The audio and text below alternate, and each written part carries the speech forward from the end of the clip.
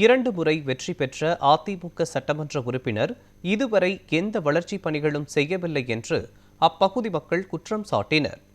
சிதம்பரம் சட்டமன்ற தொகுதியில் மதச்சார்பற்ற முற்போக்கு கூட்டணி வேட்பாளராக தமிமுன் அன்சாரி தீவிர வாக்கு சேகரிப்பில் ஈடுபட்டுள்ளார். சிலம்பிமங்கலம், பெரியப்பட்டு, கோபாலபுரம் உள்ளிட்ட பகுதிகளில் நடைபெற்ற பிரச்சாரத்தின் போது கடும் வெயிலையும் பொருட்படுத்தாமல் பொதுமக்கள் மற்றும் கூட்டணி கட்சியினர் சால்வை அணிவித்து ஆரத்தி எடுத்தும் உற்சாக வரவேற்பளித்தனர். இந்த நிலையில் அப்பகுதி பொதுமக்கள் சிலர் கடந்த 2 முறை வெற்றி பெற்ற சட்டமன்ற உறுப்பினர் இதுவரை எந்த வளர்ச்சிப் பணிகளும் செய்யவில்லை என்று குற்றம் சாட்டினர். மேலும் தேர்தல் நேரங்களில் மட்டுமே வந்து சந்தித்து செல்வதாகவும் மக்களின் அடிப்படை கோரிக்கைகள் புறக்கணிக்கப்பட்டுள்ளதாகவும் தெரிவித்தனர்.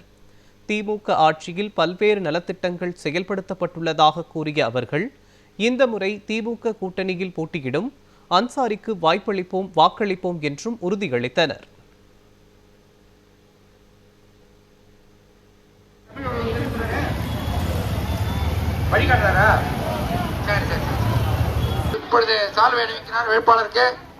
இங்க பாண்டியன் 2 முறை எம்எல்ஏ இருந்திருக்காரு.